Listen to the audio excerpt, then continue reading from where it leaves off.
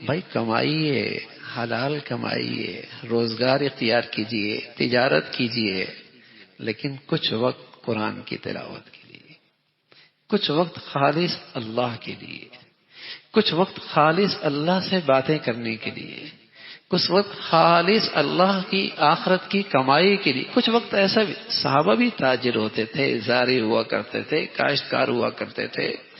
ایسا نہیں کہ وہ سب خانقاہوں میں بیٹھتے تھے، پہاڑوں میں چلے گئے تھے، جنگلوں میں چلے گئے تھے. نا وہ انہی گلیوں میں، انہی بازاروں میں زندگیاں گزارا کرتے تھے. لیکن سبحان اللہ وہ بڑے دور اندیش ہوا کرتے تھے، بڑے دور اندیش ہوا کرتے تھے. یہ سب کچھ بھی کرتے تھے، لیکن ساتھ ساتھ سبحان اللہ قرآن کی تلاوت، نوافل کا اہتمام، تہجد کا اہتمام، آخرت کی فکر، اس کا سامان، یہ بھی ان کی زندگی میں بہت ہوا کرتا. وہ بڑے دور اندیش ہوا کرتے تھے. تجارت کیجئے، زراعت کیجئے، دنیا میں مشغول ہو جائیے، حلال کمائیے، اپنے بچوں کو روزگار دیجئے، سب مبارک، سب مبارک. لیکن اللہ کے لیے کتنا وقت ہے خالص کہ میں اور میرا اللہ؟ خالص بندگی کے لیے کتنا وقت ہے کہ میں اور صرف میرا اللہ؟ تو ایک وقت ہوتا تھا مسلمانوں کے ہاں تلاوت کا یہ حال ہوتا تھا. یہ جو 7 منزلیں نا قرآن میں، ایک منزل لکھی ہوتی ہے، 2 منزلیں، یہ کیا تھا؟ یہ مسلمانوں کی تلاوت کا معمول تھا. ایک منزل روزانہ پڑھتے اور ہفتے میں قرآن ختم ہو جایا کرتا تھا. فارغ لوگ نہیں تھے، زندگی کی ضروریات ان کے ساتھ بھی تھیں. ہم یہ نہیں کہہ رہے کہ ہم بھی ایسا کر لیں، ہمت والوں کی بات ہے، لیکن کچھ تو ہو. چلو میاں ہفتے میں نہ ختم ہو جائے، مہینے میں ختم ہو جائے.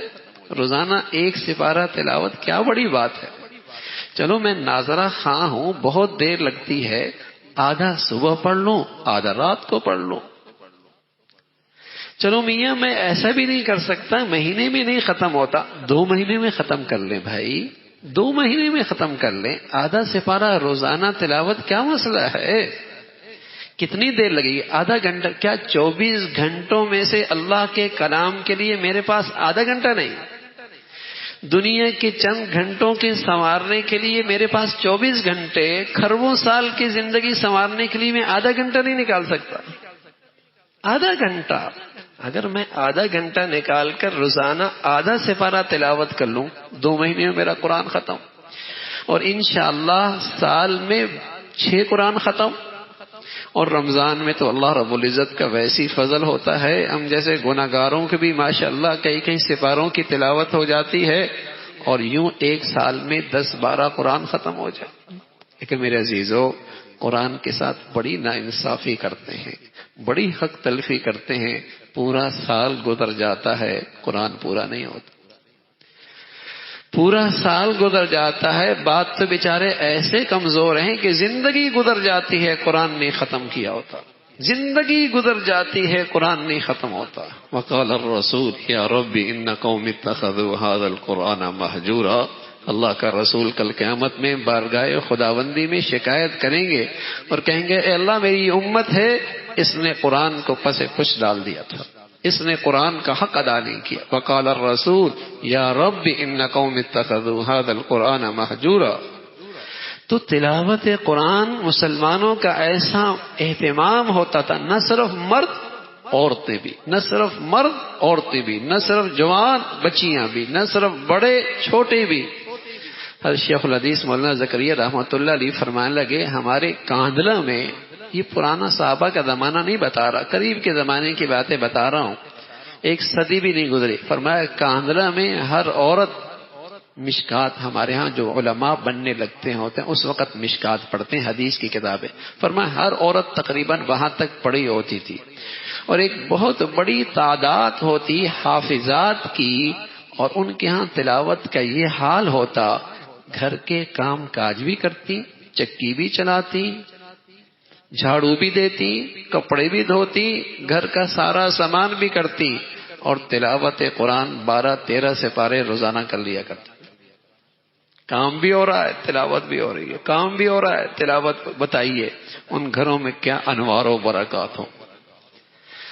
بتائیے ان ماؤں کے گودوں میں کیا انوار و برکات ہوں گے، بتائیے ان ماؤں کی چھاتیوں کے دودھ میں کیا انوار و برکات ہوں گے، بتائیے اس گھروں میں کیا خیر و برکتیں ہوں گی، کیسی اولادیں ہوں گی، کیا برکت ہوگی وہاں۔ دور اندیش لوگ تھے کہ زندگی چند دن اللہ نے دی ہے کھربوں سال کی زندگی سنوارنے کے لیے۔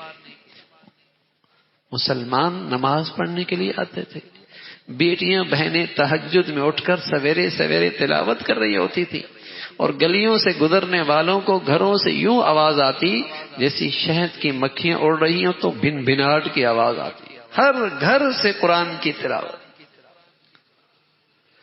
مسلمان اور کافر میں فرق یہ ہوتا تھا کہ کافروں کے گھروں سے گانوں کی آواز آتی تھی، مسلمانوں کے گھروں سے تلاوت کی آواز آتی تھی، یہی فرق ہوتا تھا کہ ہندو کا گھر ہے یہ مسلمان کا گھر ہے، یہاں لکھنے والے فجر میں نماز میں جا رہے ہوتے ہیں، یہاں گھروں سے قرآن کی تلاوت ہو رہی ہوتی ہے، یہی فرق ہوتا تھا۔